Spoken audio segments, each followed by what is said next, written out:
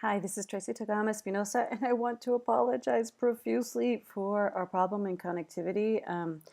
I hope we can take this problem and make it into an opportunity, a different kind of a way to learn, and a way I actually see professional development moving. We're going to see the video.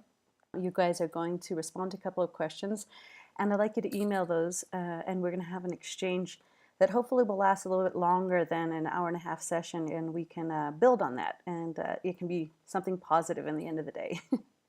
So, I'm Tracey Tokuhama-Espinosa, and this is why and how questioning enhances learning. And we want to explore this through the view of neuroscience. What is it that neuroscience is telling us about higher order thinking, and how questioning actually facilitates that?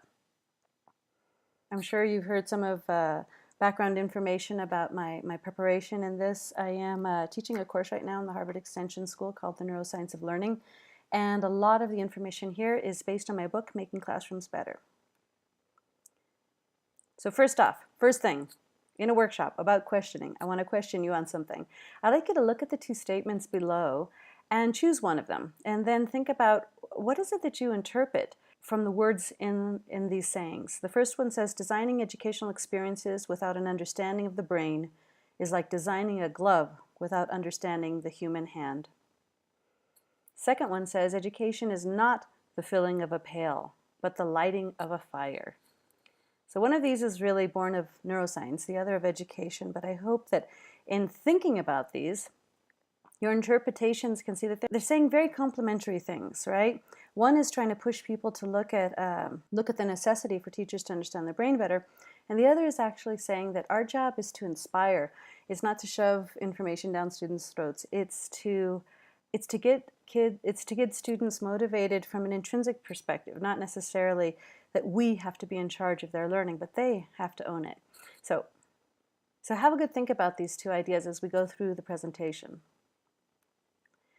Second question, what is harder, answering a question or forming a question?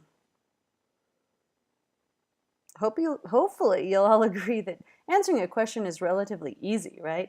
Coming up with a really good question is something that's much harder.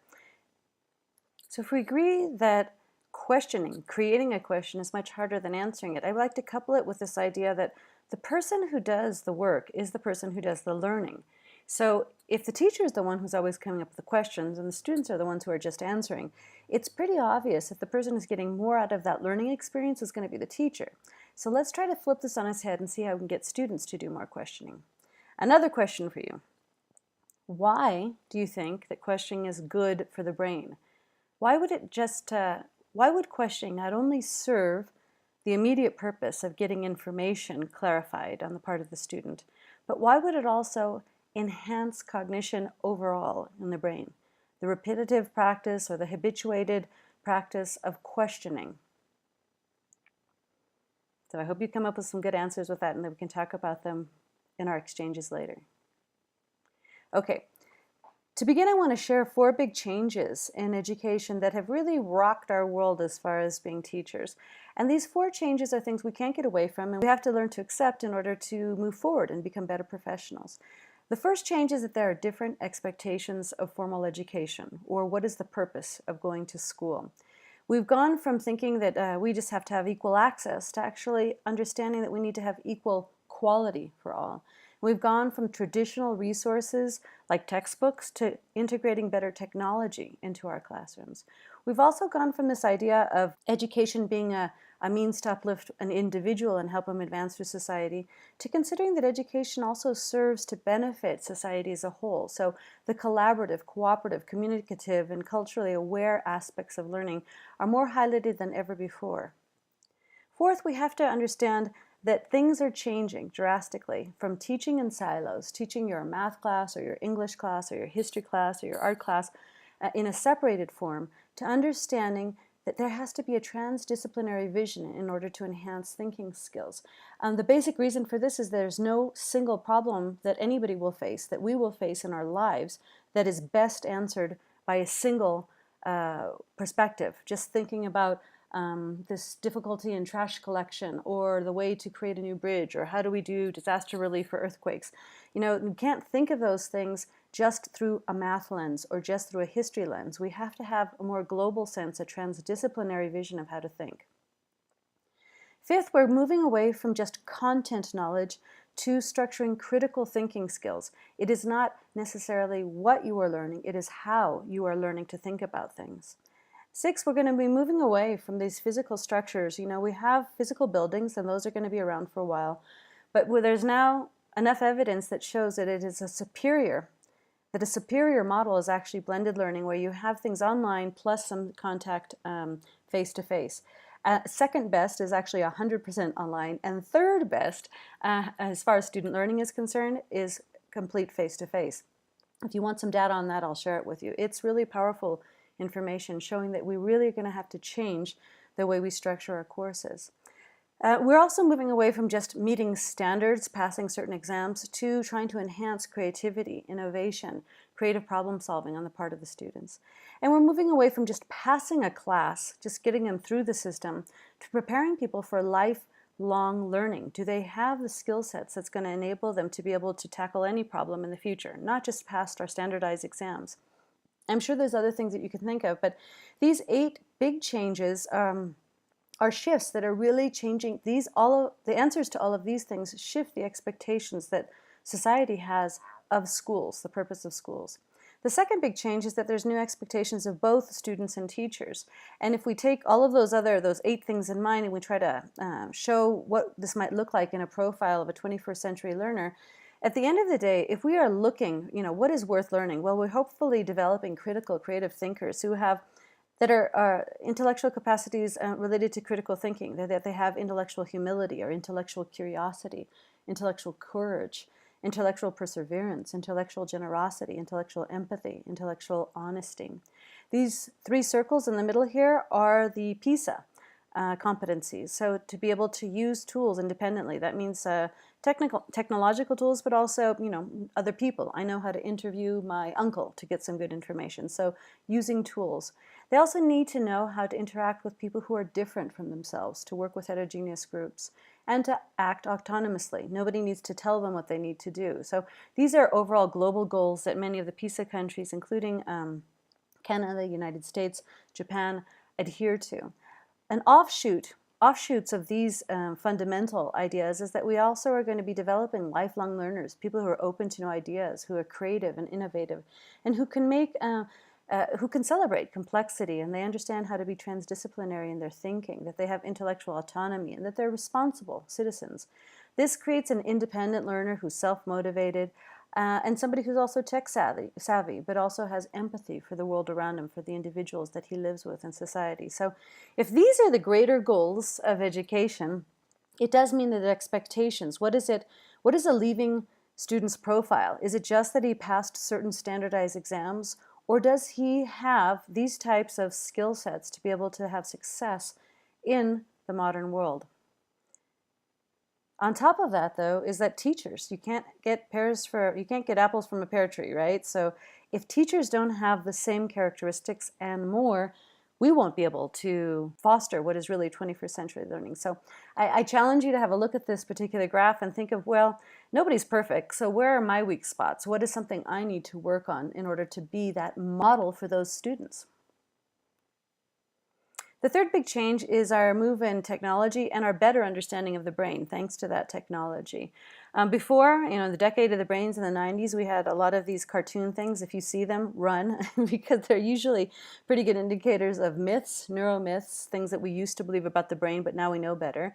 And we've gone on to have different types of technology. We've gone to we have things like PET scans, we have MRI scans, we have things that we can combine now. We have 3D imaging, but even better now, we have something called the Conexiones project, which is a study that's underway using multiple technologies to do a different kind of imaging so that we can see how healthy human beings actually create different neural pathways for different types of learning in the brain. So this is fascinating because it really confirms for us, that one type of learning isn't just in one space of your brain. Things get more and more complex as they go along. And we'll talk about this in this greater concept of neuroconstructivism. It's how your brain takes base knowledge and builds on top of that to create higher level forms of knowledge later on. So this makes us question, what it is that we're teaching. Everything that you teach in school, everything is either knowledge, skill, or attitudes. This is what we mean by competencies, right? Knowledge are dates, facts, formulas, concepts, names of people, places, right? Skills are how to apply knowledge, and attitudes are how you actually envision the world, that you actually value things, that you think certain things are important. What we have at the knowledge level is things that you can easily Google. But we know that what we really need teachers for is not that Googleable knowledge, but really at the level of skills and attitudes. So those of you who might be familiar with the video A Hole in the Wall, this has to do with Mitra's work, Mitra's research that showed that students will self-organize and teach themselves the content information, content knowledge, better and faster than happens in schools. So this makes you question whether or not we need teachers. Ian Jukes likes to say, well, why do I need a teacher if I've got Google? Well, the key point is that we don't need the teachers anymore for this knowledge level. Teaching them basic grammatical forms or verb endings. Those are not things that we need to be using our time for in school. We need teachers to help students understand when and how to use those things and how to think about them. So Mitra's work basically showed us that, groups of kids can self-organize and teach themselves the content information, for example, of a primary school curriculum, better and faster than those kids do that with teachers in the classroom. So we know that we don't need teachers for that level of just basic knowledge. What we do need them for is at the level of skills and attitudes. So Ian Jukes likes to say, any teacher that can be replaced by a machine should be. If all you're doing is teaching dates and facts and formulas, sentence patterns, then we really don't need you in the classroom right now. What we do need are people that actually show kids how to use that information, when to use that information, why to use that information at a much higher level. This is why, for example, flipping the classroom is such a great idea. You can differentiate, you can deliver this lower level cognitive information, which are just the dates, facts, formulas, in a video format. And then when you're together with the students, then you can really go deeper into that information. And the fourth big change has to do with better insights into what really influences student learning outcomes. And we know this because of longitudinal studies. Formal education is only like about 125 years old, so we have very few studies that track people for a long period of time, but now we have more of those. We also have international comparative studies, so we know what is true for all brains and what is really culturally bound. And we also have methodologically comparative skills, thanks to the work primarily of John Hattie, who compared many different indicators, looking at 900 meta-analysis of 50,000 studies of 2.4 million students to identify 150 indicators that really influence student learning outcomes and their different effect sizes. So the new idea here is to combine educational neuroscience, information that we have about the brain and learning, combine that with just great educational practice, pedagogy, the understanding of differentiation, inclusion, how do I treat each kid individually, and mixing this with technology. To me, this is the new mix of the 21st century learning. And this means taking mind-brain education information, mixing it with Hattie's indicators of what really has an impact on student learning outcomes, and doing this in a logical way over a teacher's professional development. In our profession, unfortunately, a teacher is a teacher is a teacher. I'd like to see that some teachers advance and we get beyond that. And some of you are master teachers, not only because of longevity, you've been around for a long time, but because you have gone deeper into your understanding about what is really important in student learning outcomes. So in practice, what do we want to do today? We want to look at some things related to questioning, and all of these things grounded in this idea of educational neuroscience. But one of the best methodologies that we have to teach is actually one of the oldest that's ever been around. Does anybody know what that's called? The oldest teaching method that's still in use today? That is indeed the Socratic Method. The Socratic Method is basically, never ask what you can tell. Question everything. Everything is in doubt. So this is the oldest teaching method that exists. And it's designed to use the art of questioning to help students understand and identify their own areas of ignorance. If a student says, I don't understand that problem, tell me the answer, you have a hypothesis about why they didn't get the answer. And instead of giving them the answer, your job is to then turn around and say, so where did you get confused in the process? Was it before or after the parentheses, because your hypothesis is that negative sign before the parentheses really threw that kid off, or something like that, right? Or you hypothesize that the kid overgeneralized a rule in English grammar, and therefore he's conjugated a verb incorrectly, okay? So he said, I doed something instead of I did, or something like that, because he's overgeneralizing a rule, okay? So you have a hypothesis, but instead of correcting him, your job is to actually question back. Where did you get this wrong? Or are you overusing that rule? Where in the process, where in that formula do you think you got lost or confused, okay? Did you understand all of the symbols that are in this question? So based on your hypothesis, you're actually guiding him, narrowing down his area of ignorance. So try it. Get into pairs. One person gets to be the teacher, the other person is the student. And the student can ask the teacher anything he likes, okay? But here's the teacher's job. You may not, teacher, answer the question. You must create a better question to respond to that student. Go ahead and try it. I dare you. What tends to happen, terribly, sadly, is that most teachers, it's in their DNA. They just cannot avoid, they cannot help themselves. You know, they think that they're supposed to be the walking dictionary. That's my job, that's what I'm paid for. But what if I were to tell you, you're not being paid to answer any more questions? Don't tell your boss I said that. But you are not being paid to answer questions. You are not the walking dictionary. Guess what? Your kids have telephones or computers that can tell them all those same answers, probably faster. What you are being paid to do is to help them think better, develop their own thinking skills. So I ask you, I challenge you again, is it possible for teachers to stop answering questions? Can you resist in telling them the answer? Because we think, yeah, that's what I do. I tell people answers. I'm the teacher. I know. No, your job is not to tell them the answers. Your job is to help them think of a better question. What would happen if I asked you, you're only allowed to answer a question with another question?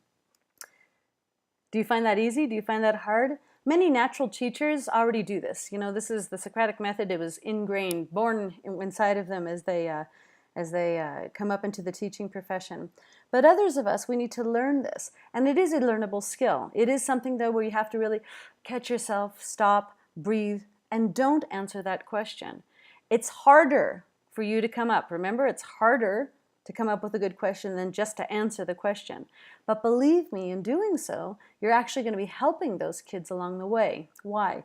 This is a very strong and evidence-based practice. You'll find lots of literature that shows how getting a learner to develop their own questions, as opposed to just generating questions and getting answers from teachers, is one of the better ways to do higher order thinking. And one of the most fundamental benefits that comes from this is the development of metacognitive skills. If a student begins to think to himself, oh, what do I already know? So your first point of departure is to understand what you already know. But from that, you should be able to then glean, what do I need to know? What don't I know? So you're thinking about how you're thinking, and as you do that, you become habituated in your own reflection about how you come up with these answers.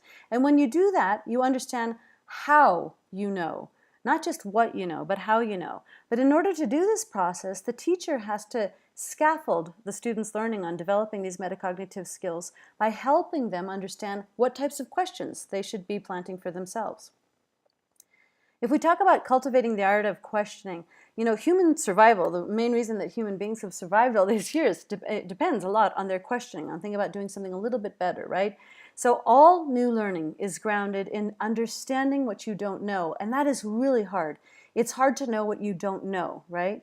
But, you know, the saving grace here is that all humans are really naturally curious. So having kids begin to ask questions and then you respond to them with a more sophisticated question will help them develop and habituate an internal mental practice that will help them be able to do this autonomously in the future.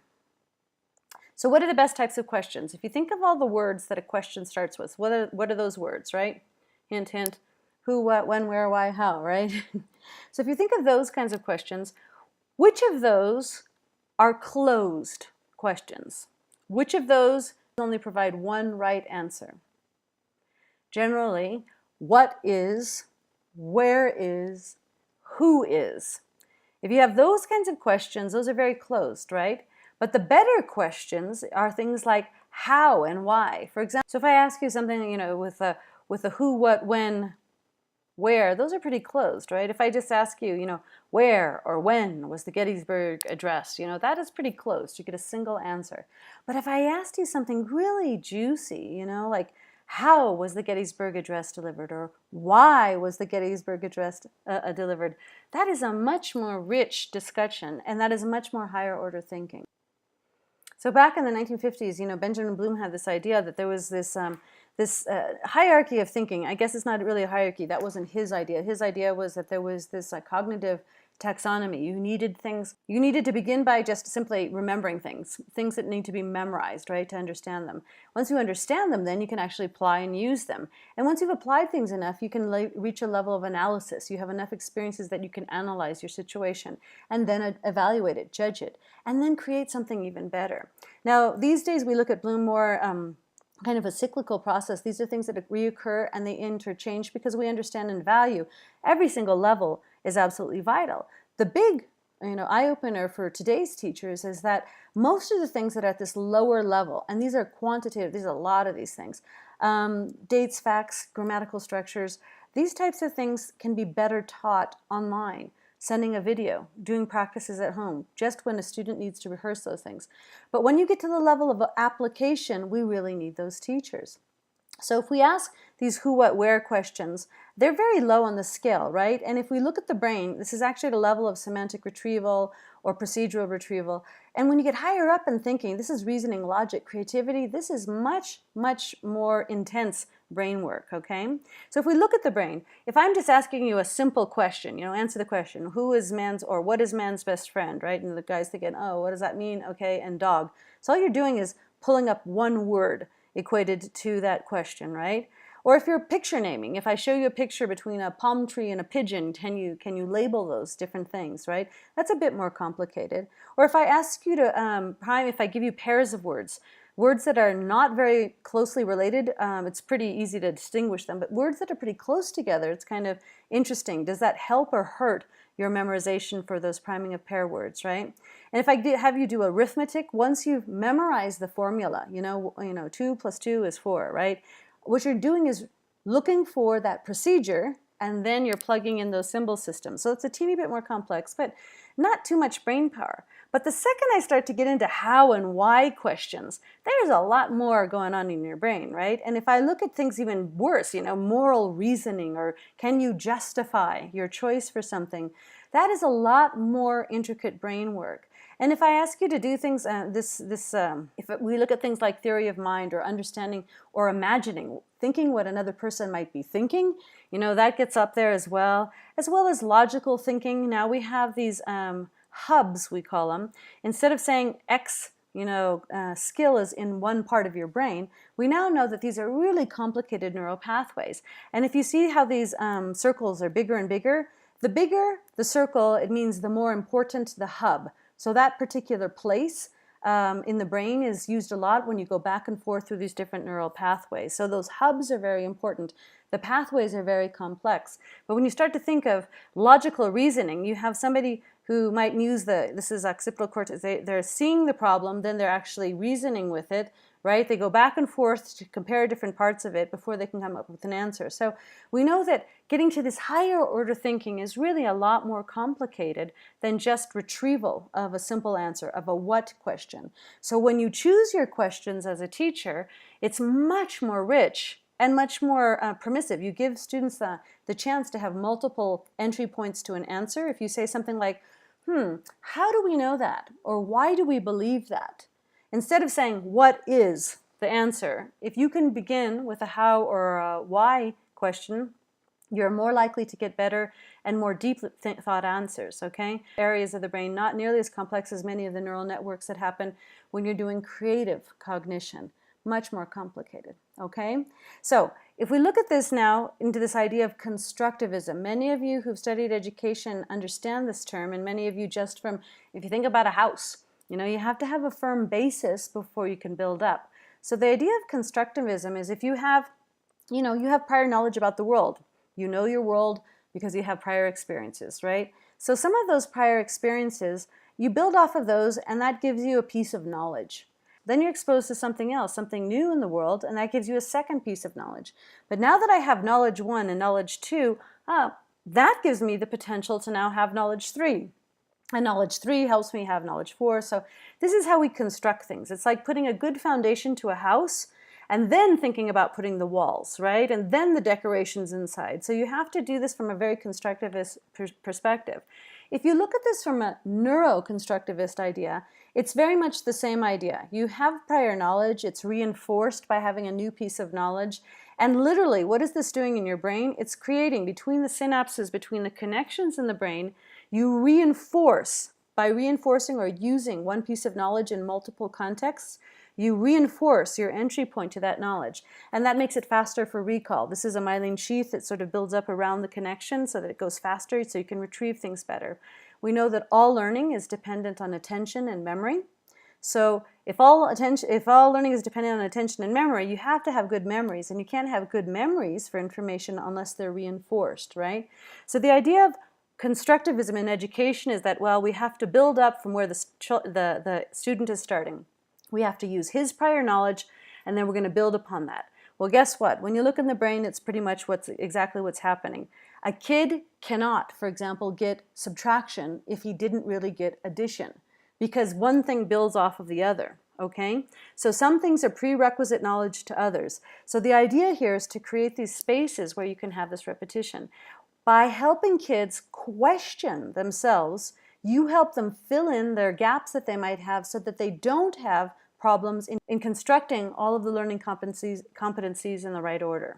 So if we go from this point, if we understand this idea of constructivism, neuroconstructivism, we go back to this big idea about questioning, using the Socratic Method, asking questions of the children so that they begin to ask questions back, never answering their questions, only getting better and more refined questions from those students. That helps them think better. That helps them construct the knowledge they need to have better metacognitive skills. Okay, so this is not easy. I know it's not easy, but it's definitely worth it. This is a lovely quote I love from Quinn. He says, if a doctor, lawyer, or dentist had 40 people in his office at one time, all of whom had different needs and some of whom didn't want to be there and were causing trouble, and the doctor, lawyer, or dentist without assistance had to treat them all with professional excellence for 9 months, then he might have some conception of the classroom teacher's job. You guys have the most important job in society. I always make comparisons with medicine. I think that you guys do more experiments in a single day than a neuroscientist will do in their lifetime. And you have to treat all of your students with this dignity and with this individualization that is a challenge. But if you begin to use techniques like questioning, for example, you will be able to develop each of their skills, meeting those students at their starting point, where they're starting from, but actually helping them grow into their greatest potential as far as learners is concerned. So in summary, what did we try to do? We looked at how and why education has changed a bit over the past few decades, and what does this mean for your job? We looked at different levels of thinking and the role of questioning and elevating or deepening these thought processes. We talked about a couple of examples, for example, the Socratic Method, or using how and why questions to promote learning. And then we looked at some of the neuroscientific evidence for these hierarchies of skills. These are a lot different. It's much more complex to think of higher order thinking or creative things than it is to just do semantic recall and just feed back a memorized answer to the teacher, okay? So here's some of the things we did. Now it's your turn. I want you to do a bit of homework for me. I want you to list, please, 3 things that impacted you today. 3 things that you heard just now that you didn't know before or that are really interesting to you. 2 things that are so interesting that you're going to share them with someone else, or you are going to continue researching them. And 1 thing that you are going to change about your professional practice. What is it that you are going to do from here on out based on this information that could improve your students' learning experiences, or that can improve your professional skills as a teacher? So with that, I'm going to close. I invite you, go ahead, write me an email, let me know, send me your 321s, and let me know how I can support you in your teaching practice. I really, really do care a lot about teachers who care about their students and about improving their practice. If you'd like some information or more literature about the art of questioning and how to improve that, also get in contact with me. I will send you some links to some other folders. And do see my website that does have information, multiple videos and other readings that are up there for free, and presentations that also are meant to support teachers in their best practice. And don't hesitate to write if I can support you in any other way. Thanks. Talk to you later. Bye.